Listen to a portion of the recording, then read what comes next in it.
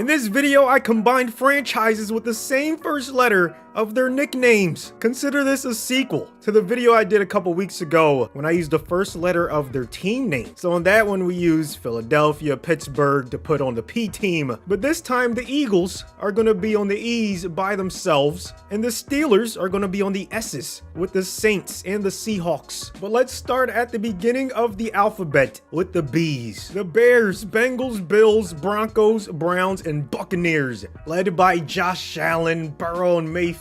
You have Chubb, Cook, Bucky Irving, Chase Evans, DJ Moore, and Godwin, along with Higgins and Sutton, Joko at tight end. 4 out of their 5 O-linemen are 91 overall or higher. 99 offense. 6 teams tied for the most of any letter in this entire experiment. Hufanga and Greenlaw, former Niners that are now on the Denver Broncos. Also Joey Bosa, new Buffalo Bill. D-line, well, Hendrickson as of right now, March 12th in the morning, he's still on the Bengals, and that's as far as I've updated these rosters. So if there's anything that happens after that, it won't be in this video, but the B's are looking beastly. As for the C's, you have the Chargers, Cardinals, Chiefs, Colts, Cowboys, and Commanders. Mahomes, Herbert, Prescott, Daniels at quarterback number 4, Pacheco and JT, along with Connor and Najee Harris, the new Los Angeles Charger. CD and McLaurin, you have Rashee Rice, McConkey, Debo, the new Commander, Kelsey, McBride, and Ferguson. O-line, everyone's at least a 90 overall. Tunsil, the new Washington Commander. At left tackle, they also have a 99 overall. Offense, defense, pretty stacked. Khalil Mack, still on the Chargers. Derwin and Buddha at safety. McDuffie, Bland, Kenny Moore, Charvarius, Lattimore, Josh Sweat, former Eagle. I'm gonna miss his celebration, man, but he's now in Arizona. I'll be rooting for him, and he has a good chance to go far with the C's. The D's are just the Dolphins. That's it. They're the only nickname in the NFL that begins with that letter. With Zach Wilson as his new backup. They added Westbrook Akeen at wide receiver, James Daniels at right guard, Ashton Davis at safety, but they did lose Kendall Fuller. Speaking of losing, how about the E's with my Eagles? Traded away Kenny Pickett for DTR, lost Kenneth Gainwell to the Steelers, Milton Williams now in New England. You already know about Josh Sweat, not to mention big play Slay, CJ GJ. I mean, they've lost so much on defense especially, but we'll see if the young guys can step up and help the E's go far. Now on to the F's. We have the Falcons and the 49ers. I know they're a number, but when you spell out that number, it starts with the letter F. And since we're on that topic, man, can we get 490 likes? Purdy at QB1, McCaffrey and Bijan might be the most talented running back room. Ayuk leading the way at wide receiver. London, Jennings, Darnell Mooney, Kittle, and Pitts, not too shabby. O-line, 3 guys in the 90s. Defense is 8 overalls less, which is kind of crazy when you see all the guys with abilities, but they're a little top heavy. Terrell, Bosa, Warner, Judon, Bates, and Simmons. They lost Charvarius. Well, you know, the Niners did. Also lost Greenlaw, Hufanga. Javon Hargrave is gone. You'll see him later in the video. So yeah, a lot of changes going on, but the F team still formidable. The G-men are the only guys that are representing the letter G. Right now, Drew Lock still at quarterback, but they made some nice additions. Javon Holland, Paulson Adebo, upgrading that defense.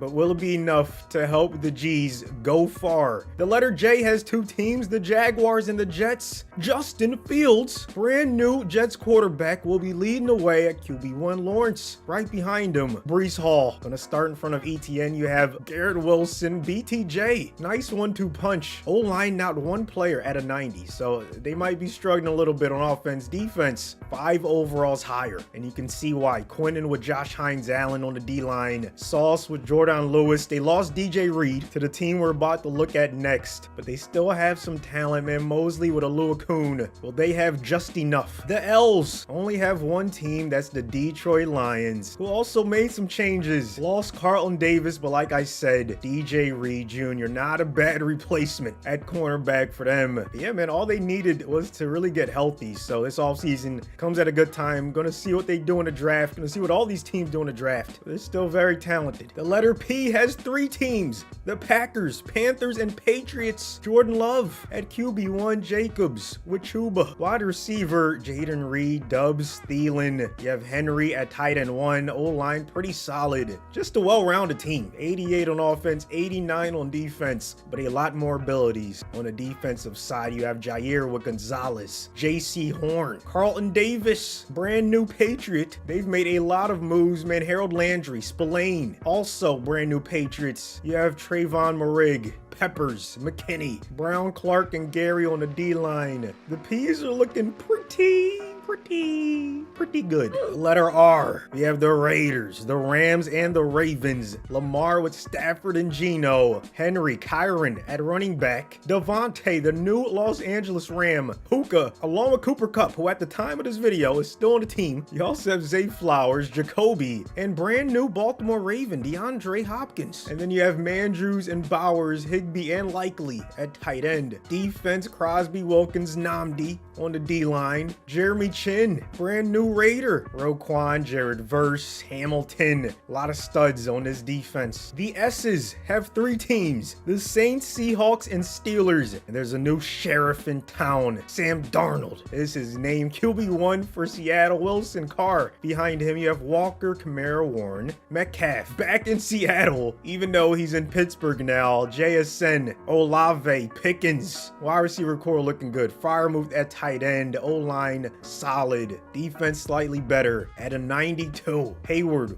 at D-tackle. Leonard Williams, Carl Granderson, Highsmith, Watt, DeMario. Minka with Justin Reed, the former Kansas City Chief, now in New Orleans. You have Big Play Slay, who stays in Pennsylvania. Now he's on the Steelers. Witherspoon, Rick Woolen, Joey Porter. The S's are going to be a strong squad in this video. And then we have the letter T with the Texans and the Titans. CJ Stroud with Mixon, Pollard, Nico at wide receiver 1, Stephon, you know, he's a free agent, not currently in Houston. Kirk and Dell gonna have to step up, along with Ridley. Schultz at tight end 1. O-line not the best. They don't have one guy at an 80 overall hire. Remember, they traded away Laramie Tunsil. But on defense, they're looking pretty solid. Okay, CJ GJ, the brand new Houston Texan. Still have Hunter. Still have Jeffrey Simmons, Will Anderson Jr., Snead, Derek Stingley, Cheeto Bay, Petrie, Quandre Diggs. They have a lot of depth on this team. And then finally, the letter V, of course, with one team, the Minnesota Vikings, who made some nice adjustments as well. Jonathan Allen added to their D-line. Ryan Kelly added to their O-line. Also have guys like Javon Hargrave, who at the time signed a contract with Minnesota. Will Fries added to their O-line as well. Isaiah Rodgers snatched away from Philly. Minnesota looking very well-rounded. 13 letters in all. I made sure to have 7 in one conference, 6 in the other, so every single letter should make it to the postseason.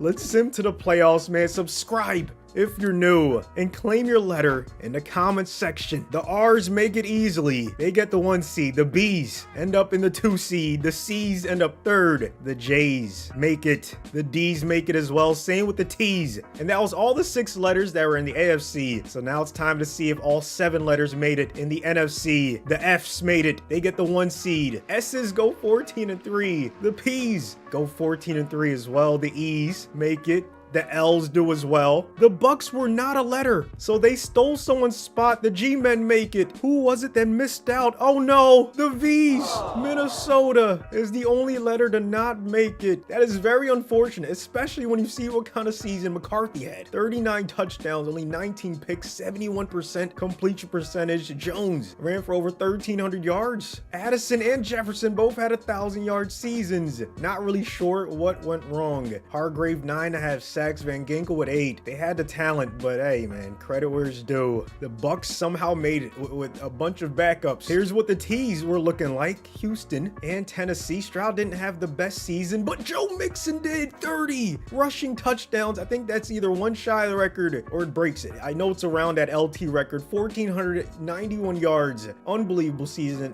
by Joe Mixon. Tank Dell 1,100 yards. On defense, Jeffrey Simmons, most tackles for a loss. Hunter right behind him.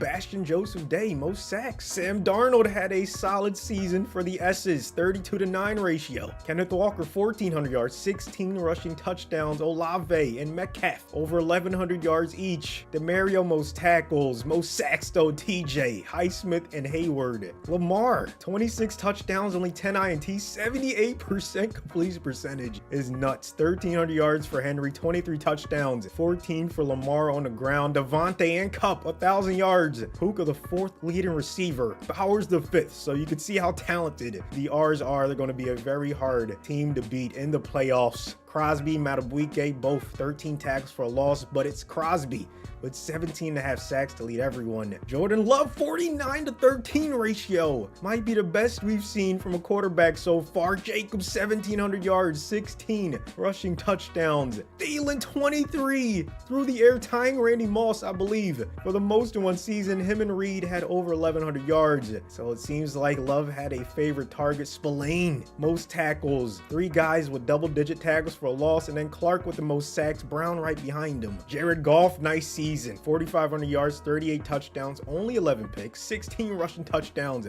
for Gibbs. Him and Montgomery combined for 28. Amon-Ra and J-Mo both had 1,000 yards, but Amon-Ra breaks the record, 24 receiving touchdowns. Jack Campbell, most tackles. Hutchinson, most tackles for a loss and most sacks. How did Justin Fields do? Not great. In New York, 13-17 ratio. I thought he would do better, not gonna lie, but when you add in the rushing touchdowns, it's really a 24-17 ratio. You gotta account for that rushing factor, man. 1,200 yards for Brees, 15 touchdowns on the ground. No 1,000-yard receiver, but Wilson did have the most receiving yards. BTJ right behind him. 18 tackles for a loss for Josh Hines-Allen. Him and Trayvon Walker tied for the most sacks with 11.5. Drew Lock helped the G-men and the letter G get into the playoffs, man. Credit to him. Played well above his overall. Tyrone Tracy, 11 touchdowns on the ground. Neighbors, 1,000-yard season, but Wandale had the most receiving touchdowns with 12. Okorji with the most tackles. 3 guys with double-digit tackles for a loss. 16 sacks for Burns, 10 for Lawrence. Purdy with a nice season. Top 3 we've seen so far, 46-11 ratio. McCaffrey, 1,200 yards. Him and Bijan averaged over 5 yards per carry. Good luck stopping that running game, especially when they can pass like this. 1,000-yard receiver, Brandon Ayuk, 22 touchdowns. And a bunch of other guys had some good receiving stats. Bosa, 9.5 sacks. Yetur Gross-Matos with 8. Warner, second on the team with 5 INTs. Terrell had 8. The E's still played pretty elite football, okay? 42-8 ratio for Jalen. He might be in the top 3, especially when you add in the 6 rushing touchdowns. Barkley had 16. 1,300 yards, averaged over 5 yards a carry. He still had AJ Brown, Smitty, Goddard, almost 3,000-yard receivers on this offense. Bond, so glad they brought him back. That was a priority number 1 in my book. 9.5 sacks for Carter, 9 for Nolan Smith. The Dolphins representing the letter D to a 26-10 ratio. Devon Achane, 15 rushing touchdowns, 2,000-yard receivers, Waddle and Tyreek. As long as you have that duo, you have a chance. 3 guys with double-digit tackles for a loss, 17 sacks for Jalen Phillips. And then the final 2 letters, the letter C, 50 touchdowns from Mahomes. Back to that MVP form. Pacheco, 16 on the ground, 9 for JT. Nice 1-2 punch at running back. 3 guys with 1,000+ yards, almost 4 through the air. So this might be the scariest offense in this video. Wagner, most tackles. Their defense is nasty as well. 22.5 sacks for D-Law. Jones in second, Mack in third. And then finally the B's. 50 touchdowns for Allen, only 3 interceptions. I think that's the best ratio in NFL history. It has to be, right? Like, what else is even in the ballpark? 1,300 yards for Nick Chubb. 16 touchdowns. Allen added 14. 64 touchdowns. I think that has to be a record for most in one season by a player. Godwin, his favorite target, 1,200 yards, 12 touchdowns. Chase, 13 touchdowns. Evans with 9. Everyone got a touchdown, it seems like. Levante, most tackles. 29 sacks for Myles Garrett, obliterating the record. That's what happens when you have Joey Bosa, Hendrickson, Vita Vea on the same D-line / front 7. Greenlaw there as well. It's only right that the B's quarterback wins MVP. Allen, Mahomes, and Hurts in the top 3. OPOY Allen in the AFC. DPOY Garrett. So the B's take home both awards. In the NFC, the S's get the DPOY TJ Watt. And the L's get the OPOY Amon-Ra. All right, let's go to the divisional. See who our final 8 teams will be. The C's destroy the backups from the Colts. Remember, because the Colts on the C's team, so they pretty much beat themselves. The P's take care of the G's. 29-14. The J's move on. They take care of the D's. The E's lose a thriller to the L's. The Lions move on. The B's, of course, with a blowout over the T's. Texans and Titans go home. And then the S's shut out the backups from the Buccaneers, 28-0. Here's what the final 8 is looking like. All we have left is letters. So let's see what our final 4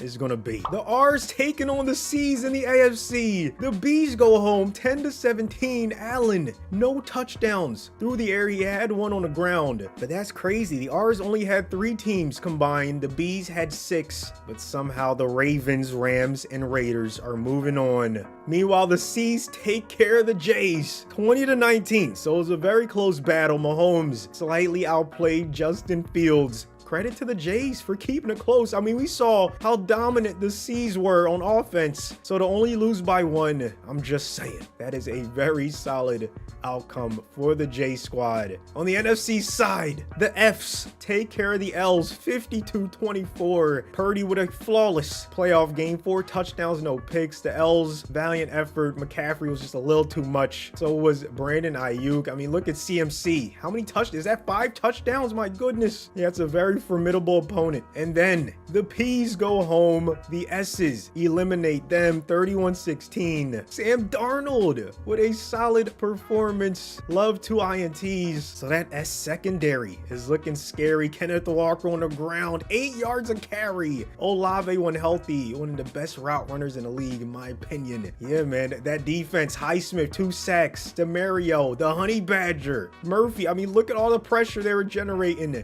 4 phenomenal teams left. Let's go ahead and watch these games. C's getting the football first. They have the most teams of any letter remaining, but we just saw the R's take care of the other letter with 6 teams. However, Pacheco showing that this might be a different outcome. Very solid start on first down, 15-yard pickup on the ground. And when you can get that ground game going, it opens up everything for Mahomes. And this offense, 9-yard gain right there. Trey McBride is number 2 tight end, but in real life, probably going to be Noah Gray. They also just got Robert Tonyan. So I don't know if they're planning to use Kelsey, even less in the regular season, saving for the playoffs. Rashee Rice should be back healthy as well. Mahomes once again, top of the screen. He got a little too confident. And yeah, he throws an interception. Not the best decision. Van Noy with the INT. That's how the R's are going to do it if they win. You got to slow down that offense, get turnovers, and make sure you score off those turnovers. Khalil Mack with a huge tackle for a loss. Chargers had to bring him back. I know they had, you know, make some decisions between him, Bosa, and some other people, but Khalil Mack still got a lot left in the tank. Had to bring him back. Lamar completes that one. Devontae with Puka.